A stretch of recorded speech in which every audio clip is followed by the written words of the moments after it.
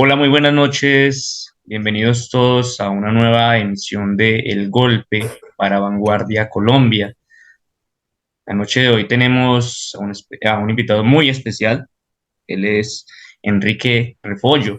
Ya ha estado con nosotros en algunas oportunidades.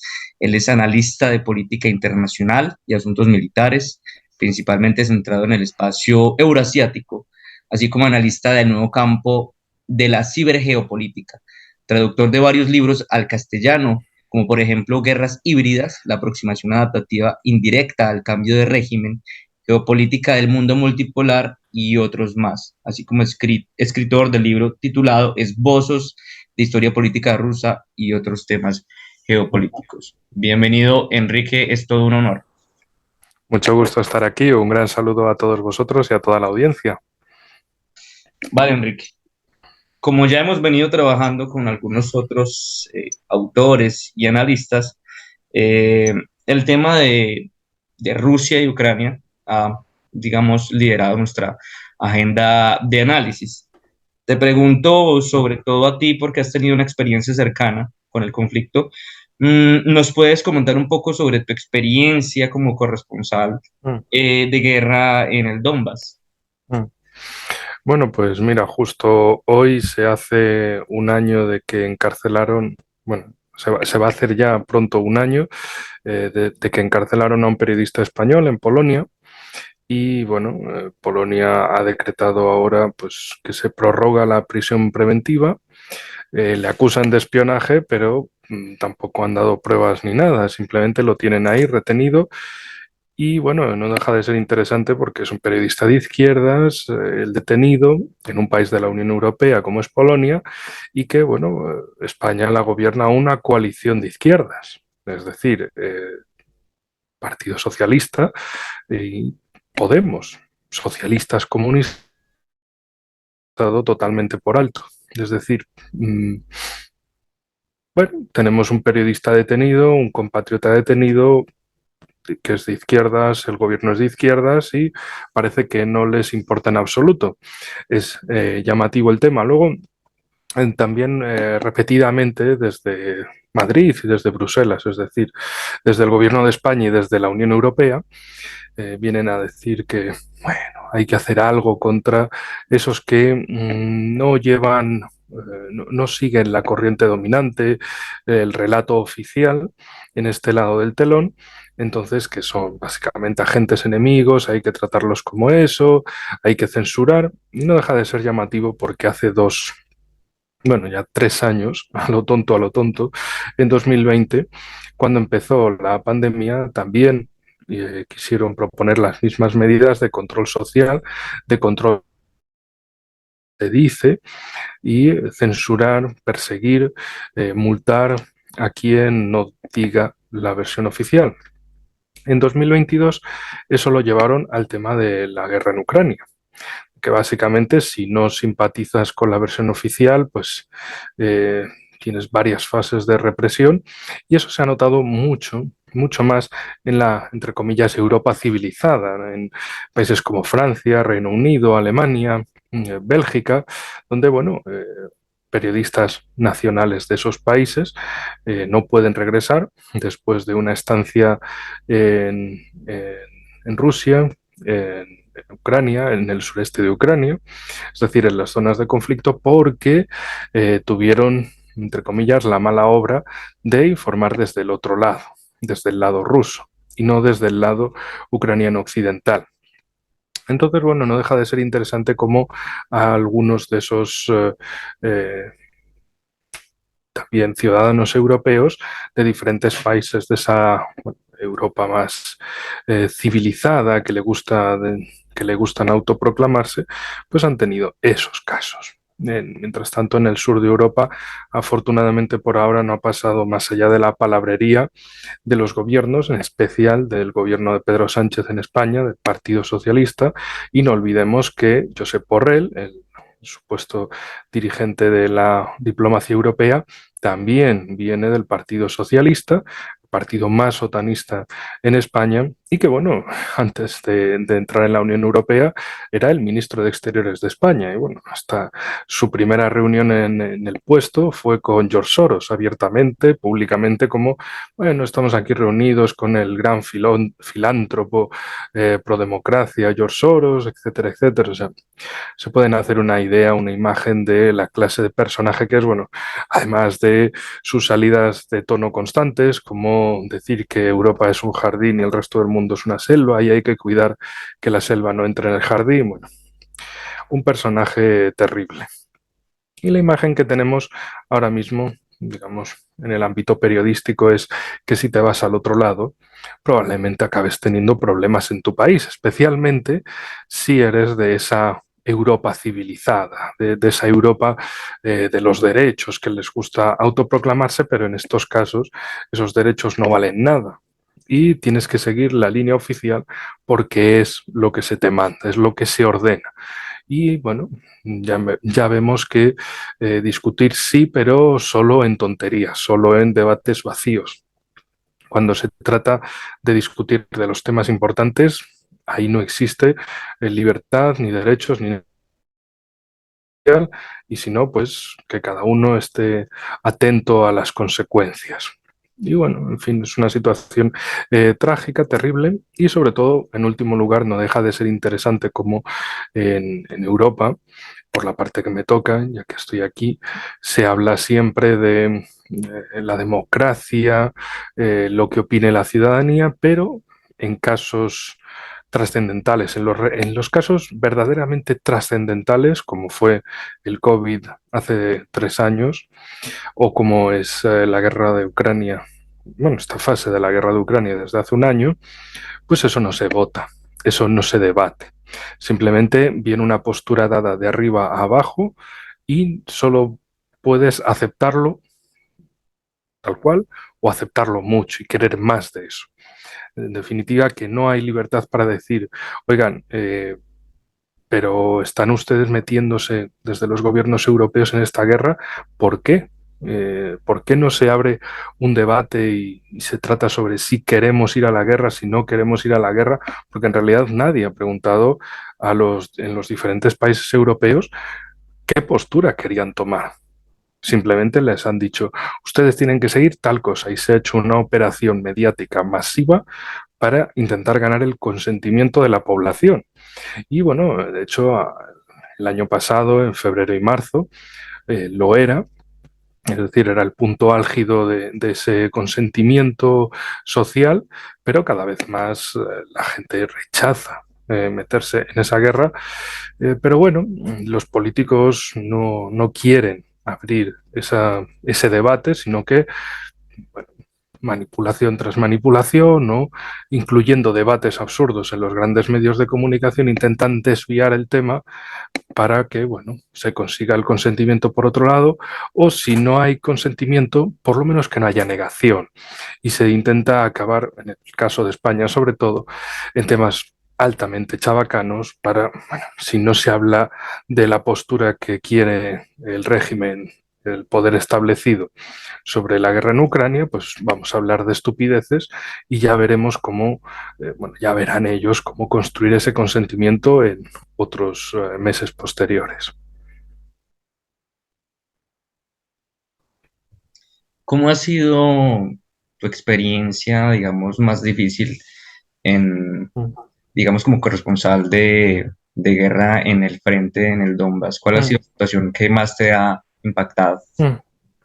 Bueno, pues en septiembre de 2022, ahí estuve una semana en Donetsk y lo que más me impactó, bueno, el hecho de que caigan bombas en armamento OTAN en manos ucranianas que pueden atacar en cualquier momento, en cualquier lugar de la ciudad, que cada día eh, muere gente, hay heridos, y bueno, y uno pues tiene que trabajar en esas condiciones. Y curiosamente un día, solo un día en esa semana, me dio por volver al alojamiento por la paralela de por donde yo siempre iba. Yo siempre iba por la avenida Ilicha y un día, no sé, es como, vamos a ir por la paralela, vamos a ir por Komsomolsky. Y justo ese día, a mi misma altura, cuando bajaba por Komsomolski, cayó un impacto en Ilicha. Son cosas de esas que te lo explica la gente muchas veces de lo que es la lotería. Nunca sabes dónde te puede tocar, cuándo te puede tocar. No lo sabes nada. Tú simplemente vives, haces lo que hayas venido a hacer. La gente de allí, pues, trabajar, ir al mercado, pasar un día más y ya está. Y que lo que pueda suceder, así que tú simplemente vives sabiendo que puede suceder, pero intentas no tomártelo demasiado en serio, entre comillas lo de en serio, es decir, no entrar en pánico, porque eso es todavía peor para la salud, es todavía más estresante, más terrible, más amordazante. Eh, Básicamente, si caes en el pánico, otros pueden caer en el pánico, la situación se puede volver mucho peor para todos. Entonces, la gente dice, bueno, yo no puedo controlar ciertas cosas, entonces simplemente vamos a vivir. Ahí sabemos que está la lotería, no sabes dónde y cuándo te puede tocar, de qué manera, tú simplemente sigues viviendo como si, entre comillas, no pasara nada, tomando también ciertas precauciones donde se pueda tomar, por ejemplo, con el tema de las minas pétalo que lanzaron los ucranianos unos meses atrás, en verano precisamente, en agosto, septiembre. Y bueno, lo que recomendaban es no pises por el césped, el pasto, el verde, porque ahí es donde más se camuflan esas minas.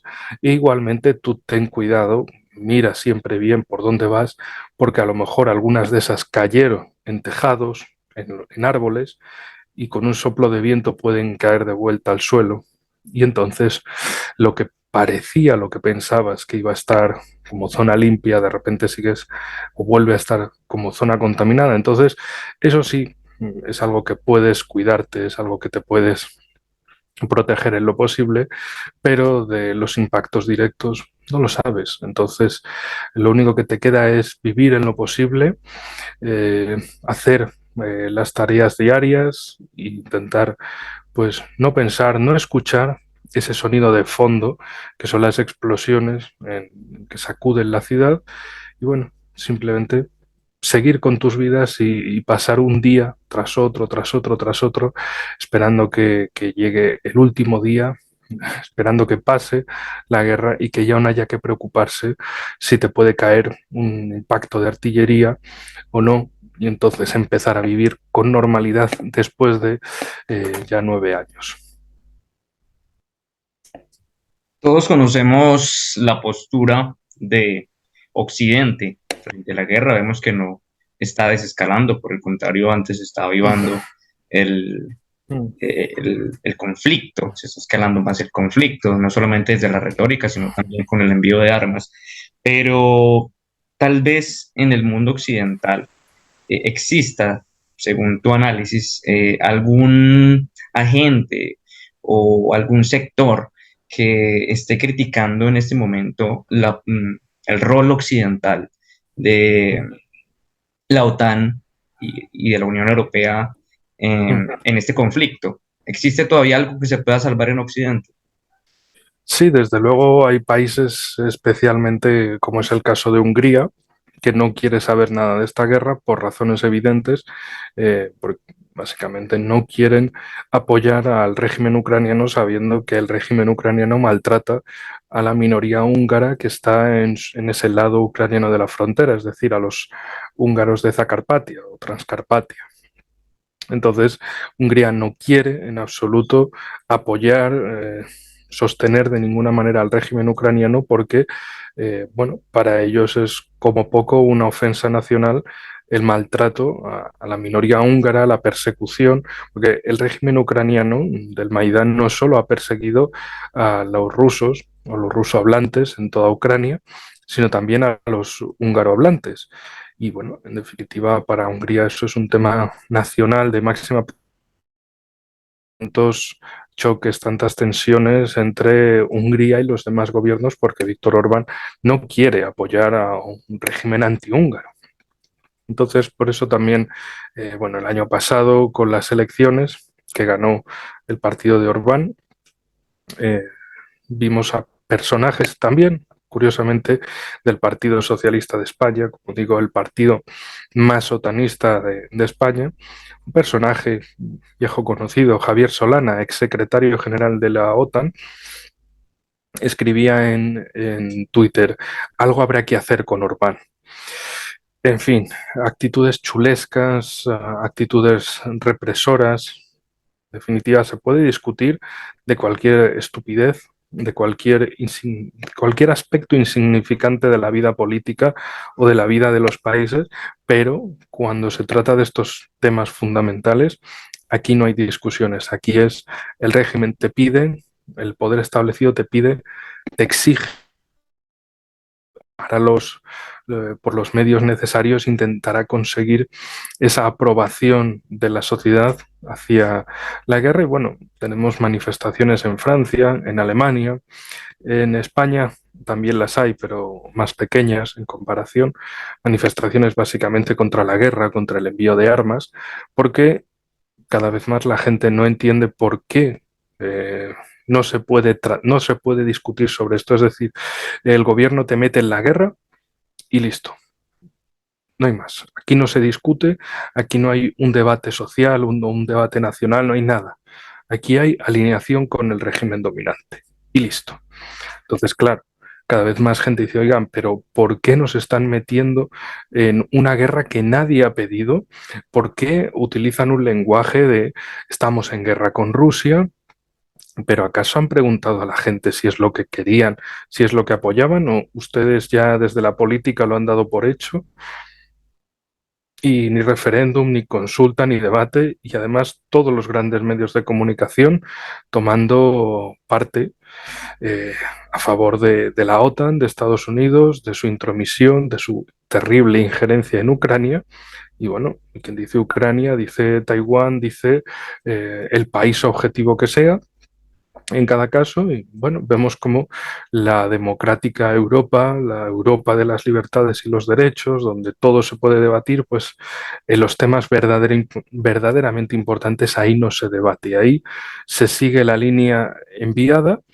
También, bueno, políticamente vemos digamos, el eje franco-alemán, el eje sobre el que se estructuró la Unión Europea, bueno, ya desde la Comunidad Económica del Carbón y del Acero en el 57 y de ahí a la Comunidad Económica Europea en adelante, Francia y Alemania siempre habían sido el centro de la integración continental en Europa, pero vemos aquí una Europa cada vez más dividida, con el eje Washington-Londres, es decir, el eje anglosajón, metiendo sus narices en Europa Oriental, intentando convertir la Europa Oriental en un nuevo cordón sanitario, como hace 100 años lo tenían los ingleses, y de nuevo con su centro de ese cordón sanitario en Polonia. Y ahora Polonia vuelve a jugar ese papel fundamental de elemento desestabilizador, porque es tan antirruso como antialemán, y bueno, en definitiva, lo que buscan desde fuera es acabar con el eje franco-alemán y quedarse con, bueno, países fieles y sumisos a ese eje anglosajón antieuropeo, que siempre ha buscado y seguirá buscando conflictos dentro de Europa para evitar que haya una hegemonía que los deje al margen, es decir, que pueda Europa sin ellos, y ellos, por supuesto, no quieren permitírselo. Es el, lo mismo que hace Reino Unido respecto a Europa continental, es lo mismo que hace Estados Unidos respecto a Iberoamérica, América Latina, cada uno que la llame como quiera, pero al fin y al cabo es lo mismo, es buscar conflictos en los vecinos del sur para que nunca consigan una unidad, para que no puedan alinearse fuera de lo que es los intereses estadounidenses. Y en este caso, en Europa trabajan para que los intereses anglosajones siempre sean los prioritarios. Por eso, tanto Reino Unido como Estados Unidos apoyan a países, a gobiernos como el de Polonia o el de los tres chihuahuas bálticos y demás, para conseguir arruinar por un lado al eje franco-alemán y por el otro su objetivo geopolítico prioritario, que es cercar a Rusia y presionarla, pero no utilizando sus fuerzas directamente, sino haciendo que otros les hagan el trabajo. Es decir, lo que desde la época de Obama, desde 2011, ellos llamaban el leading from behind, es decir, el encabezar desde atrás. Y ellos están ahí sacudiendo la situación, impulsándola, pero bueno, desde atrás. Esto lo hemos visto especialmente en el tema del envío de los Leopard, los blindados, porque claro, el eje anglosajón le decía a Alemania, no, no, envíalos tú, porque que sí, sí, que tú estás ahí más cerca, la cadena de suministro es mejor, no, tú envíalos, que se note ahí el apoyo alemán en todo esto. Y claro, en Alemania decían que es un país políticamente castrado, pero no son imbéciles. Es decir, se dejan maltratar, pero en el fondo saben de qué va la situación y lo que quieren es que sea Alemania quien pierda sus blindados, los que queden mal en el campo de batalla, los que sean destruidos. Mientras tanto, Reino Unido y Estados Unidos, con sus Challenger y sus Abrams, pues ya si eso, como mucho, los manden a Kiev para hacer algún desfile, algún acto de presencia, básicamente un acto de propaganda de armamento, y que así algún otro país pues, se los quiera comprar, y si no es eso, pues otro tipo de armamento. Me refiero a países como precisamente Polonia o los chihuahuas bálticos, que han enviado tanto armamento a Ucrania, pues ese espacio vacío en los almacenes que lo puedan rellenar con armamento de Reino Unido y de Estados Unidos y dejen a las industrias militares, tanto de Alemania como de Francia, al margen, porque han quedado políticamente al margen, no han querido participar de pleno en la guerra y porque, bueno, lo que hayan enviado ha acabado siendo destruido por Rusia en el frente de batalla. Y en definitiva, esa es la situación terrible. Y bueno, cada vez más gente protesta por ello. Otro detalle muy significativo es cómo han tratado a la población europea de imbéciles al señalar que la inflación que sufrimos en 2022 era culpa de Putin, culpa de la guerra en Ucrania y, bueno, especialmente interesante fue ver que en España la gente decía, no, pero ustedes nos están mintiendo otra vez, porque la inflación empezó en 2021, porque ya lo notamos en los combustibles y en los alimentos. En 2022 creció más, pero era una tendencia que ya venía de antes de la guerra. Y no olvidemos otros, bueno, fracasos propagandísticos con la cuestión del grano de Ucrania, lo cual señalaban que hay que sacar el grano de Ucrania porque hay que alimentar un montón de países africanos, hay negros por ahí que están muriendo de hambre, chicos, solidaridad europea, qué malos son los rusos, que quieren que haya, etcétera, etcétera, así con ese tipo de discurso intentaron convencer a la población de que Rusia quería una hambruna mundial, de que Ucrania tenía una extrema participación, que ya directamente no era, entre comillas, el granero de Europa, sino el granero del mundo, y que Putin, entre sus cosas malas, hacía que los negros en África murieran de hambre. Total, que al final el grano acabó en Europa, acabó como alimento para la ganadería en España también. Entonces, es una vez tras otra viendo cómo esas excusas lacrimógenas pues son eso, son excusas lacrimógenas y nada más, no tienen una realidad que la respalde y de hecho cuando uno mira más allá de esos titulares se acaba dando cuenta de que la realidad es muy diferente y que básicamente estamos bajo una campaña de manipulación e intentar conseguir el consentimiento de la población para que apoyen la guerra y como, bueno, ha dicho en repetidas ocasiones la ministra de Exteriores de Alemania, Annalena Baerbock, estamos en guerra contra Rusia, hay que hacer todo lo posible en la guerra contra Rusia, no importa lo que sufra el pueblo alemán, tenemos que seguir adelante con el apoyo y todo. Y bueno, de hecho se ha visto esta semana en su reunión con eh, el secretario de Estado de Estados Unidos, que ahora se me ha ido el nombre, pero bueno, que vino a ver cómo estaba el súbdito alemán. Y, en fin, situaciones y fotografías vergonzosas de el patrón dándole palmaditas en la espalda al marinero, es decir, Estados Unidos dándole palmaditas en la espalda a Alemania. Sí, sí, tú sigue la guerra. Cada vez más gente en Alemania dice, pero ¿por qué nos han metido en esto? Más si cabe, en el caso concreto de Alemania, por lo acontecido con el Nord Stream. Eh, las explosiones, sabotaje claramente estadounidense, utilizando intermediarios locales como daneses o noruegos para destruir el Nord Stream. ¿Por qué es tan importante el Nord Stream como otras relaciones económicas entre Rusia y Alemania? Porque básicamente Alemania es el motor económico de Europa, es la economía más grande no solo de Europa, sino de las principales en el mundo. Destruir las energías, destruir las fuentes de recursos naturales baratos que ofrecía Rusia, era básicamente, es básicamente destruir Alemania. Por eso es tan importante que, por eso todo ese énfasis estadounidense en que Alemania se despeñe, en que Alemania se destruya a todos, se autodestruya, mejor dicho, a todos los niveles. Recordemos también que el Nord Stream, precisamente, si se construyó como un gasoducto directo de Rusia a Alemania, era para evitar los chantajes, entre otros, de Polonia, principalmente, para que aquellas canalizaciones que iban desde Bielorrusia a Polonia y de Polonia a Alemania, pues dejarán de tener un posible chantaje polaco, donde, bueno, evidentemente, la élite económica alemana, que es la única que les queda, saben de sobra que Polonia quiere suplantarlos en todo.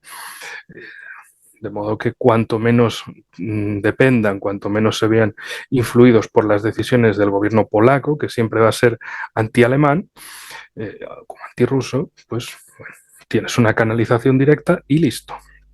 Y te evitas ese problema de Polonia. Por eso tantas veces al gobierno el desarrollo bilateral entre Alemania y Rusia de un gasoducto en el cual ellos no pudieran meter las narices.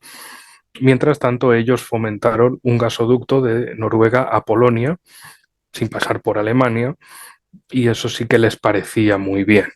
Es decir, clásica hipocresía anglosajona de si tú lo tienes está mal, si yo lo tengo está muy bien, aunque sea exactamente lo mismo. Y bueno, en definitiva, Alemania es quien se está llevando la peor parte y quien, tanto desde el lado polaco como desde el lado anglosajón, quieren que Alemania se despegue. Desde el lado anglosajón para evitar una posible influencia continental de Europa y por el otro lado por Polonia y los chihuahuas bálticos para quitar a un país que ven como un enemigo histórico. Muy bien, Enrique. Ahora hablando de un concepto que tú has manejado y desarrollado muy bien y que nos gustaría en Colombia entender muchísimo mejor, que es el concepto de geopolítica de la multipolaridad. ¿Cuáles serían, digamos, las características de esta geopolítica de un orden multipolar?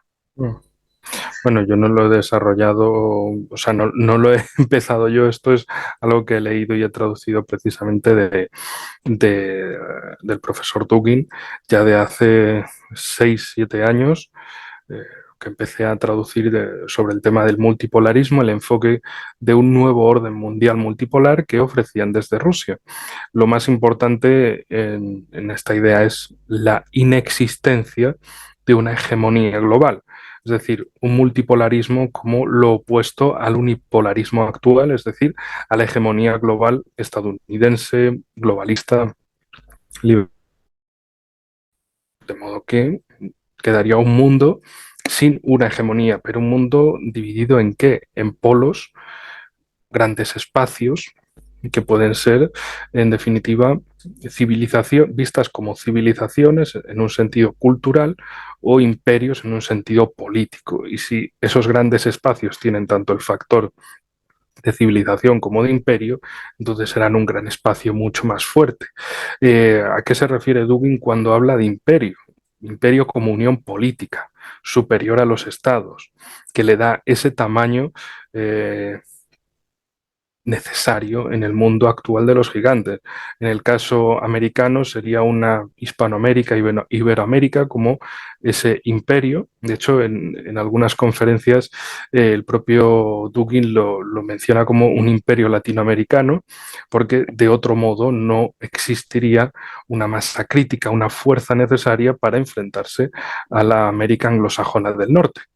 Ninguno de los estados por separado puede enfrentarse a semejante poder, pero todos unidos representarían un bloque de casi 900 millones de habitantes en América.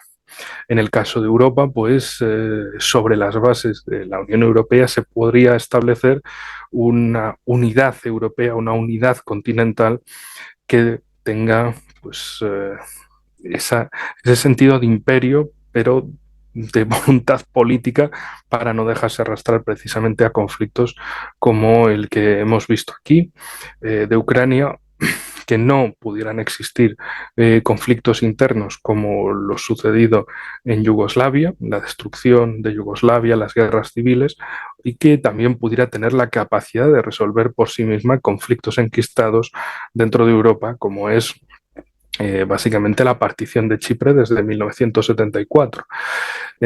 Por el lado de civilización sería esa unión cultural, esa unión a partir de rasgos comunes, como pueda ser idioma, religión, el factor racial, que ¿no? le den unos puentes, unos lazos de unidad a países diferentes. Y en definitiva ese sería el multipolarismo, que una serie de países, buscando ese gran espacio, ese polo compartido de poder, a un nivel de civilización y a un nivel de imperio, se junten para formar un polo mundial y de ahí tratar con otros polos que podría ser el llamado mundo árabe, también, es decir, norte de África, Oriente Medio, formando un polo común, la India o China, que de por sí son países civilización, la misma Rusia, Eurasia, y en definitiva, bueno, un mundo de gigantes que o bien pueden cooperar entre sí o por lo menos no atacarse entre ellos, no intentar expandir la hegemonía de unos u otros sobre sus espacios, sus polos vecinos o sobre todo el mundo. Es decir, la idea fundamental del multipolarismo, según Alexander Dugin, es la existencia de polos basados en una unidad política de imperio, en una unidad cultural de civilización, que busquen su propio desarrollo, su propio camino, sin que haya una hegemonía global diciéndoles lo que tienen que hacer, dónde está el desarrollo, como por ejemplo sucede en la actualidad. Y se ve claramente y se ve lo desaforados que están los globalistas en los últimos años por intentar incorporar su relato, su supuesta senda de desarrollo universal para todos los demás países. Pues eso es algo que en el multipolarismo de Alexander Dugin, cada polo puede buscar y debe buscar su propia vía de desarrollo basada en su propio contexto y en su propia historia. Es decir, no hay una universalidad de unos concretos, como puede ser ese liberalismo globalista anglosajón, no existe una vía colectiva universal de desarrollo, sino que cada uno, cada pueblo puede encontrar su camino en base a sus valores, a su desarrollo histórico y a todos los factores que lo hacen precisamente único. Y en definitiva, esa sería la idea general del multipolarismo. Muy bien, Enrique. Ya conocemos la estrategia de la OTAN y de la unipolaridad en el contexto muy particular de la guerra de Rusia con Ucrania. Y conocemos que esto se da en el marco de un declive evidente de la hegemonía unipolar. Sin embargo, esta hegemonía no acepta ese declive eh, y por lo mismo se convierte en una entidad mucho más agresiva. ¿Cuáles son los ejes a nivel ya, digamos, lo más global sobre los que se está desarrollando esta digámoslo, coletazo de la unipolaridad. ¿Cómo intenta la unipolaridad no perder su hegemonía a un nivel global? ¿Cuáles son las diferentes estrategias y ejes que está utilizando el bloque unipolar? La estrategia se puede resumir en el clásico del mundo antiguo, divide y vencerás, divide et impera. ¿Por qué? Pues en el caso del teatro europeo, metiendo la guerra en Ucrania, básicamente presionando en lo posible para que sean europeos los que acaben metiéndose en esta guerra y sean los que se lleven la peor parte. Eh, Rusia, por un lado, como uno de los objetivos principales a batir en el mundo, meterle Ucrania como un ariete y llevarse por el camino a toda Europa, dado al eje franco-alemán como ese núcleo de, bueno, la parte con mayor proyección económica de toda Europa y que también tiene una influencia política notable, y eso se podría básicamente eh, traducir en un futuro en una unidad europea de otro punto de vista. Por lo menos, es decir, si hay grandes países, si hay países fuertes, pues es mejor que existan, porque no deja de ser una herramienta su poder que se puede orientar en otro sentido. Pero si los países acaban balcanizándose, pues cualquier tipo de unidad de cambio es mucho más complicado al tener que acordar entre muchos más estados, y también es más fácil desde el punto de vista de Estados Unidos sobornar a pequeños países débiles que no tratar con países grandes, que puedan tener una visión, desde luego, muy diferente. Esto en otros casos, por ejemplo, en el caso, eh, igual que Ucrania es por tierra contra Rusia, Taiwán es por mar y contra China. Y vemos sistemáticamente cómo desde Estados Unidos y sus apéndices acaban señalando que China es el verdadero objetivo final, que Rusia es el entrante, pero el plato fuerte es China, y que deben hacerle la vida imposible y llenarla de conflictos, en especial Taiwán, para provocar que el ejército chino, bueno, las Fuerzas Armadas de la República Popular de China acaben asaltando la isla de Taiwán, que no olvidemos es la República de China. Es la antigua China nacionalista del Kuomintang, que se refugió en 1949 tras la derrota en la Guerra Civil. China, claro. En fin, es preparar esos conflictos para evitar cualquier tipo de unidad, cualquier tipo de otro mundo que pudiera desarrollarse ahí. Tarde o temprano, pues si tienes una guerra en un teatro, en un escenario, pues de otra cosa que no sea que está sucediendo una guerra, que está habiendo combates, muere gente, además de civiles, además de soldados. Y esto, además, en vuestro caso, entre Colombia y Venezuela, es un tema recurrente que han intentado provocar desde años atrás, en aquel momento en el que Kerry Bolton apareció con la carpeta girada y ponía envíen 5.000 chicos a Colombia. Lo que básicamente querían preparar era un conflicto exactamente con el mismo sistema que se ha visto en Ucrania, de una forma masiva, claro. Pues lo mismo, pero en América, y que sirviera Venezuela o Bolivia o Ecuador, cualquier país que pudiera servirles como quiebre regional, pues utilizarlo. El caso de Venezuela y Colombia sería el más importante, porque eso rompería dos países, haría que se desparramasen millones de refugiados en toda la zona. Por un lado están los combates y dos países que tienen que asumir los combates, que tienen que parar sus economías, sus sociedades, su política, y centrarse en ganar ese conflicto. Y por otro lado, los millones de refugiados que saldrían de esos países y serían una carga adicional, inesperada, para otros países vecinos, que pueda ser Perú y Brasil principalmente, por la mayor vecindad, también Ecuador. Y de ese modo, bueno, se lastraría cualquier tipo de posibilidad de unión continental que no fuera básicamente un apoyo a Estados Unidos y a todas sus políticas. el caso africano, pues son montones de guerras, de conflictos latentes, sobre todo con grupos terroristas en la zona del Sahel. Y bueno, Oriente Medio es en sí mismo un hervidero completo. La idea que debemos tener en cuenta es cómo desde estadounidense lo único que quieren es fomentar conflictos entre diferentes países y sobre todo empezar por países vecinos a su objetivo. Por ello, esas provocaciones contra Irán, intentando que sean las petromonarquías del Golfo las que se acaben enfrentando a Irán, eh, que al fin y al cabo, si se enfrentan ellos, pues dejan a su proxy del Estado de Israel aparte.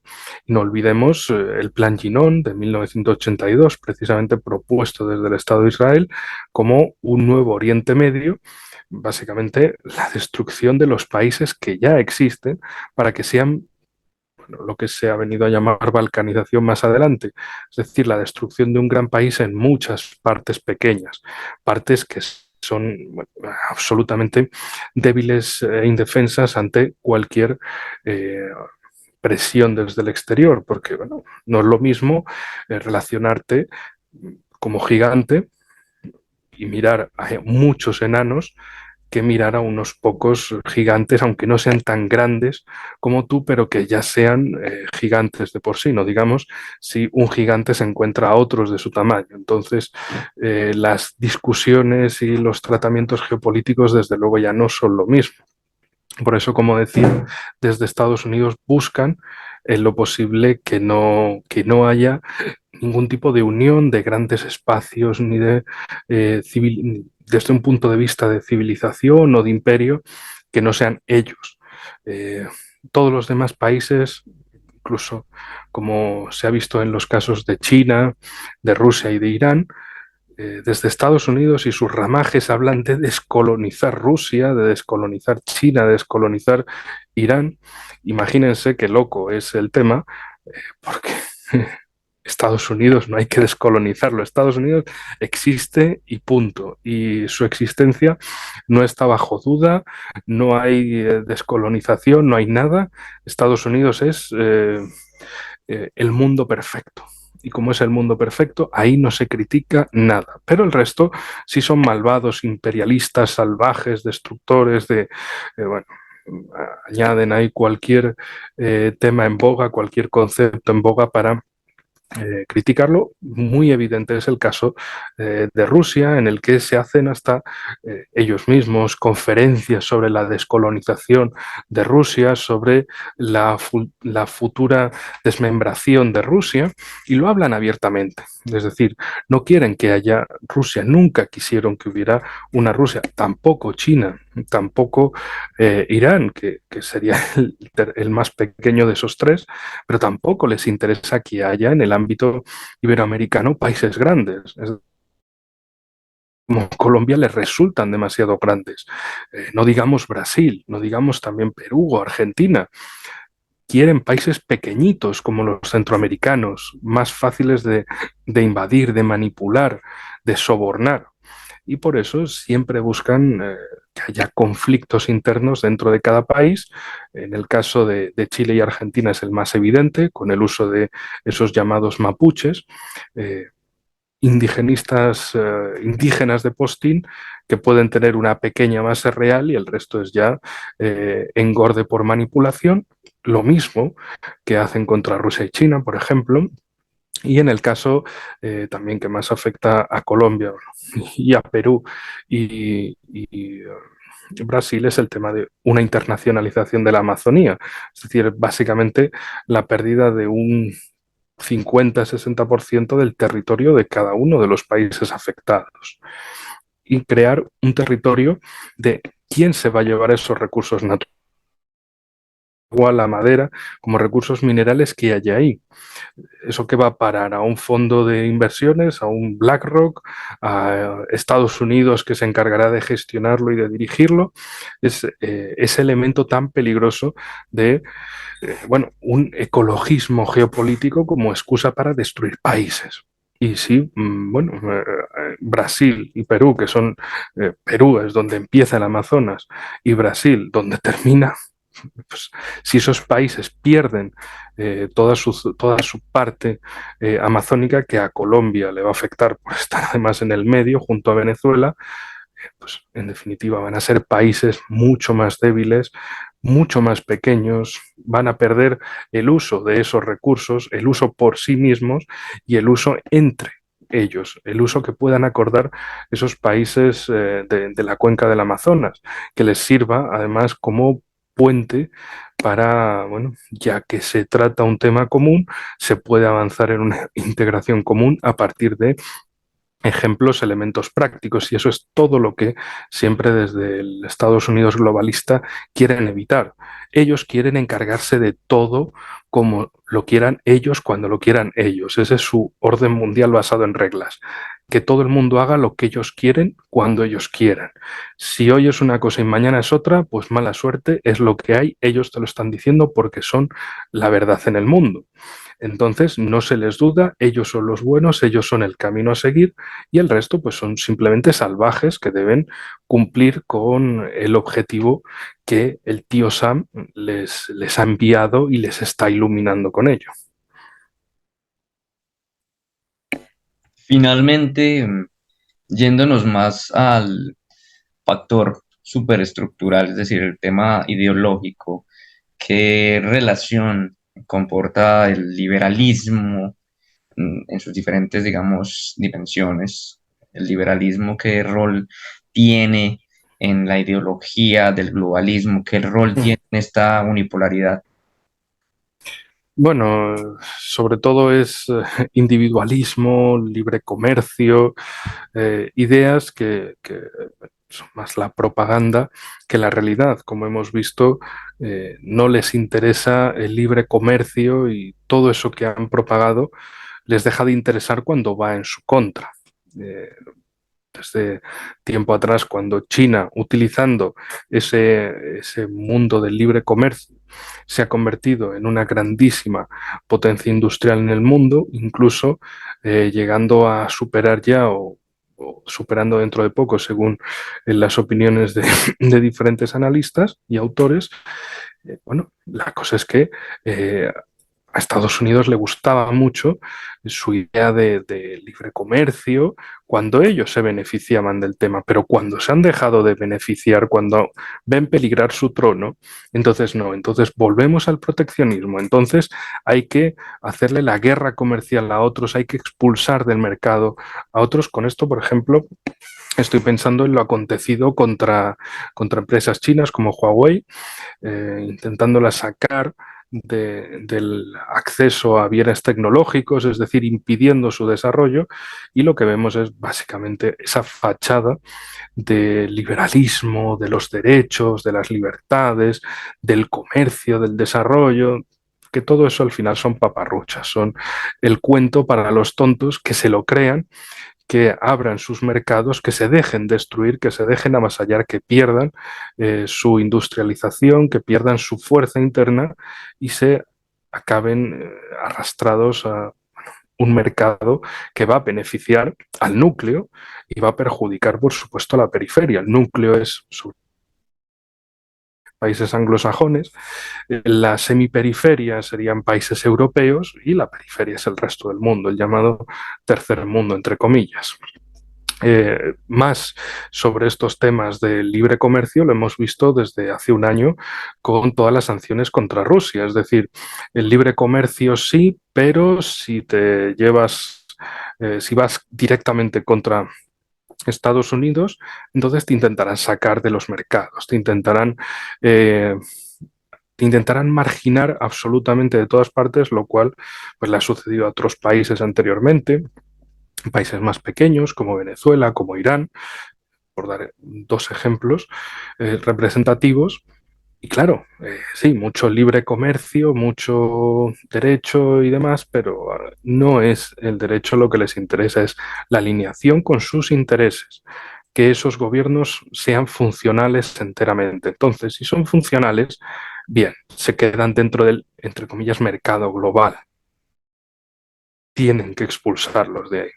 Y al fin y al cabo, pues en eso se basa el liberalismo tal como lo conciben en Estados Unidos, en los Estados Unidos globalistas y sus aliados.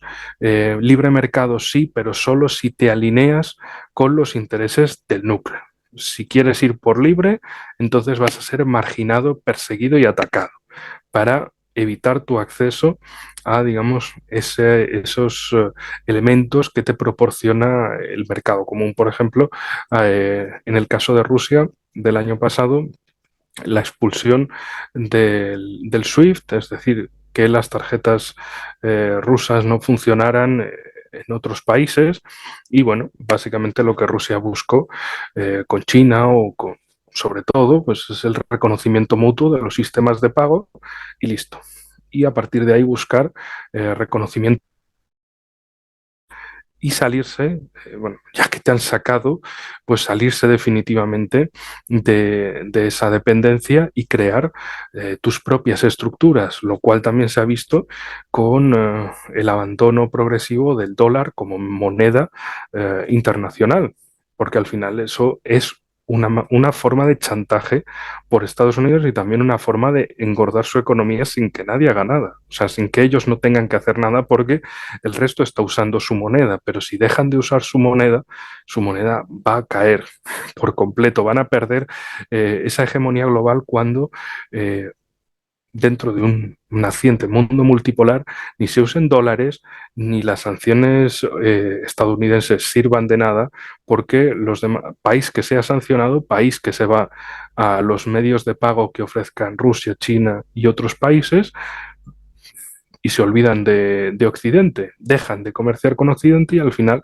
bueno, a Occidente le quedará la palabrería, al Occidente globalista, pero por lo demás los recursos naturales, la prosperidad hacia futuro, pues será para el, entre comillas, tercer mundo. Y entre bueno, en esa situación es la que estamos, bueno, liberalismo como excusa para, bueno, liberalismo y democracia, es decir, capitalismo, derechos humanos y demás, como esa excusa para decirle a otros pueblos, tú alinéate conmigo, que yo tengo los mejores valores, la mejor economía, pero al final la única realidad es alinéate con el sistema, alinéate con ellos, o si no quieres alinearte, te sancionarán, te presionarán e intentarán acabar contigo. Y no solo acabar con un dirigente, un gobernante, un partido político en un país, sino literalmente acabar con el país mismo, intentar balcanizarlo para que, bueno, países que puedan ser grandes se conviertan en países muchísimo más pequeños, más manejables y más sobornables. Y en definitiva, ese es el caso lamentablemente de la ex Yugoslavia y focalizado precisamente contra Serbia para reducirla a la mínima expresión, ya que no deja de ser un ataque indirecto a la misma Rusia. Y bueno, este sería el resumen de la cuestión. Muy bien, muchas gracias Enrique por compartirnos tan potentes reflexiones a nivel de geopolítica, a nivel de política internacional. Ha sido todo un honor tenerte en nuestro programa de nuevo y esperamos que en un futuro podamos compartir nuevas reflexiones. Muchas gracias, Pues, Enrique. pues muchas gracias a vosotros por la invitación y con gusto estaré encantado de volver.